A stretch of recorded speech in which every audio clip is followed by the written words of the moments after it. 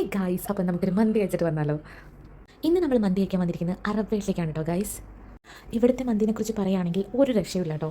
ഞാൻ മസ്കറ്റിൽ വന്നിട്ട് ഏറ്റവും അടിപൊളി മന്തി കഴിച്ചത് ഇവിടെ നിന്നാണ്. അതായത് നമ്മുടെ നാട്ടിലെ സെയിം ഫ്ലേവറിലെ മന്തി കഴിക്കുന്ന ഒരുപാട് കടകൾ നമുക്കിവിടെ ഉണ്ട്.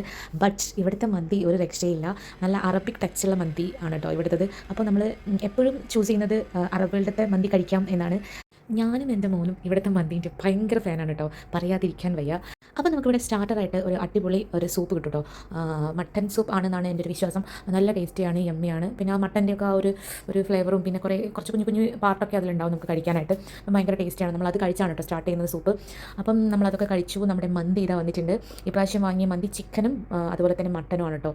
ചിക്കൻ ഷുവായും മട്ടനും ഓക്കെ. അപ്പം ഒരു രക്ഷയില്ല. ഇതിപ്പോൾ പറയുമ്പോൾ പോലും എൻ്റെ വായിൽ വെള്ളം ഓടുകയാണ് ഗൈസ്, അത്രയും അടിപൊളിയാട്ടോ. Super super super.